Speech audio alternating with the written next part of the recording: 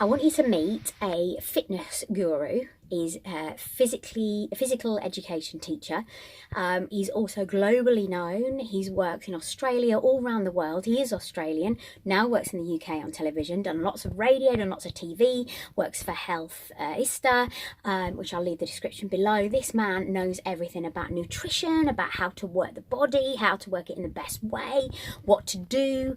And today we're going to give you the 5 tips. So let me introduce to you the most amazing man on the planet, definitely for fitness, definitely for nutrition. This is Rick Hay.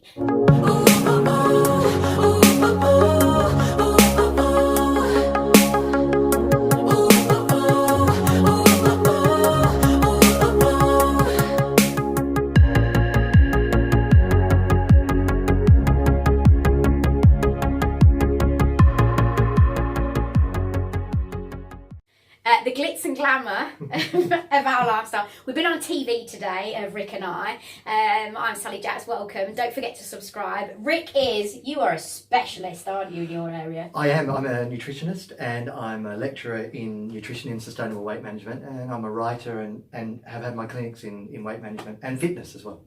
So he's globally renowned. Don't forget to subscribe. Don't forget to leave your comments below as well, because it's always lovely to hear from you. But what I wanted to grab you for today was because so many people, we've just been talking about this Blue Monday, which is today, the 21st of January. So many people fall off the wagon when they want to lose weight. Yeah, because it's the time of year where our resolutions fail, and then we sort of maybe have a bad weekend with wine or with food, and then we think, oh, well, I'm going to give up.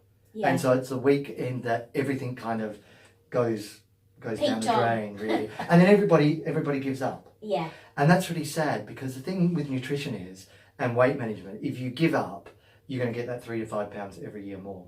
You with me? And then it's 3 to 5 every festive season. Every time that you give up and you go, no, I'm not going to be able to come back from this, you're setting yourself up for that 3 to 5 pound weight gain the following year. So, when you say, I don't know how those 5 dress sizes happen. Well, yeah, we do. They happen all slowly. Yeah. So what would you be? Because I was thinking, what would be the easiest thing to ask Rick? And for me, personally, especially over this last 12 months for me, if you are going to fall off the bandwagon, don't do it in style. Get back on it.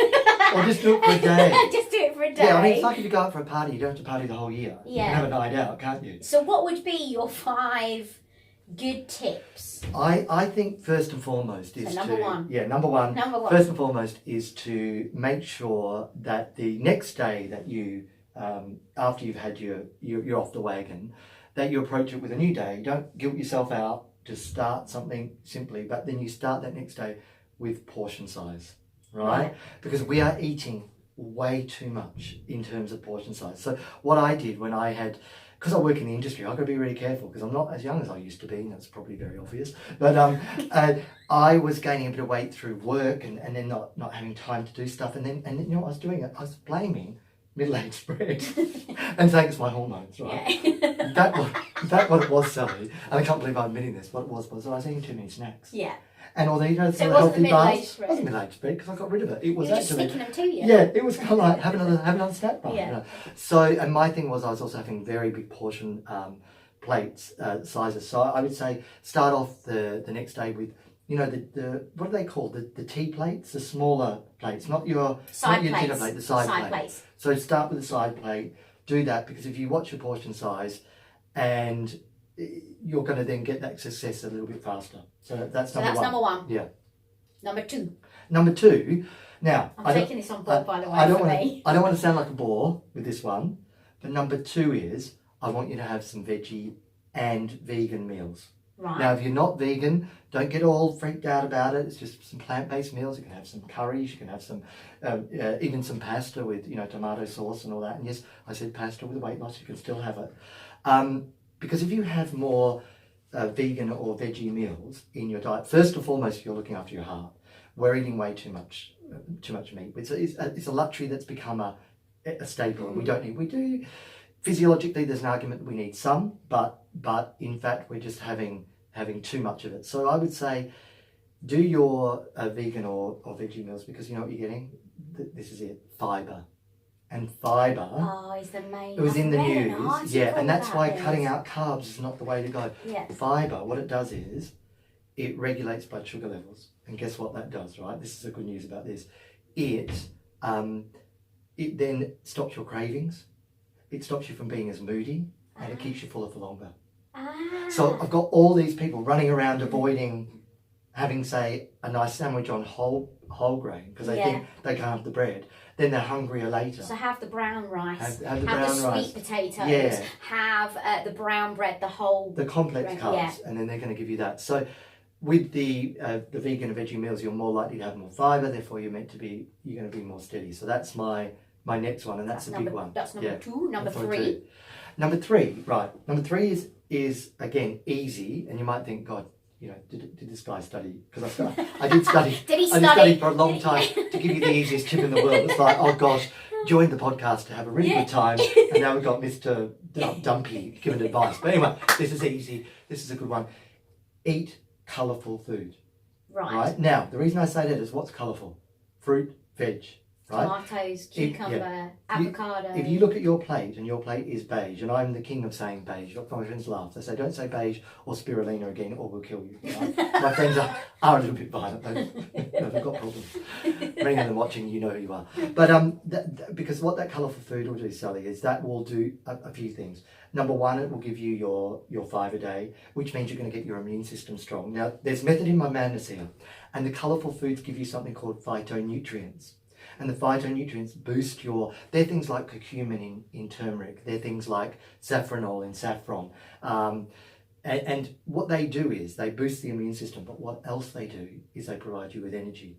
Now, where I'm headed with this is, if you're eating colourful foods, you might then go, I might go for a little walk today. So the colourful foods provide you with the energy. Beetroots are packed full of nitric oxide. When you see bodybuilders and they're lifting a lot, they're often on nitric oxide tablets, and the beetroot causes nitric oxide. It's not going to make you big, but it's going to give you energy. I love beetroot. Explosive powder. Just if you are going to go and eat beetroot and you've not eaten it before, I'll give you a little tip. Just when you go and wee, don't panic. Don't panic when your wee's a little bit more colourful than usual. Don't, because people do panic about that. Yeah, it can come out red, like a cerise pink. It's quite pretty actually. It is pretty, but of course when you look and you go, ah! So that's my tip. Yeah, and the other thing is with the colourful foods, they're most likely to have, again, more fibre. So where we are is, look at your plate. If it's looking mostly beige, not good enough. Because mostly beige is probably just going to be carbs, and sometimes simple carbs and overly processed foods, whereas the colourful ones are more likely to be fresh and then give you that energy. Mm-hmm. Number 4. Well, the next one we have to talk about, and sorry again to be a bore, but we've got to talk about movement. Yeah. If you don't move when you diet or in your healthy eating program, what happens is you'll lose the weight, but you're far more likely to put it back on. Yeah. This is not me speaking. This is Harvard University. I lecture at the College of Naturopathic Medicine in London. Shame I can't even say the name, but I do lecture there when they let me in. I tell you, this man, we're going to do these 5 tips today, but I'm going to do some more interviews going forward with him, and hopefully leading up to the summer, so you get that Beachbody beautiful. Yes. But I just wanted to do the 5 tips today, but he's very, very knowledgeable. But those, that movement, the info came from Harvard University, when I'm doing my lectures, I have to make sure everything's well researched. And that shows that if you move, you're not only more likely to tone up as you lose weight, but you're more likely to have a sustainable weight loss that stays off. So you've got to move. We're designed to move. But the good news is, have you heard about lists? Right? Don't you love all these terms that people like me come up with to make themselves sound really smart? Yeah. Well, all it is, I was almost going to swear then because I'm from Australia.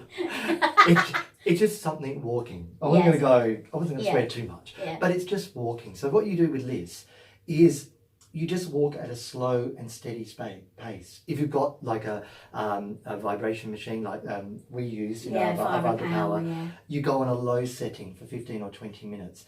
You don't necessarily go incredibly powerful, but you get up to about 60-70% of your heart rate. You know what it does? burns visceral fat. Oh, and burns. you don't want visceral fat. Visceral fat is the worst thing. Yeah. We talk about this on television, but we can't because we're not GPs. We can't go into it. Just go and do your research on visceral fat. I'll try, if I can, find a link. If I don't manage to, just go and Google it. But if I can, I'll try and leave a link in the description, but you don't want it. I've got a good one. My editor at Healthista, where I work, she did an article that got picked up globally on why walking is a holy grail of exercise. And that's got all the research in. So I'll pop it to you. Somebody told me that recently. I was out a couple of weeks ago with somebody that's very a fitness fanatic, and they were saying walking is your best form of exercise. You know what I thought? When this list thing came out, which was about a year ago, I looked at it and thought, oh, really? Are you joking me? Like I'm going to lose weight by just walking? Because remember, I'm of the generation of go long, go hard. I used to train kids and running and all that. Keep fit. Come on, let's move. And then actually I had to do it for an article. And then I lost the weight myself. And then I thought, hang on a minute, so I do walk. And walk 3 times a week. And move your body. Yeah. Move your body. Number 5. So this number 5's a good one. Actually, probably everyone's left now. No, the others, you're still there. Hello. But the last one is mix it up.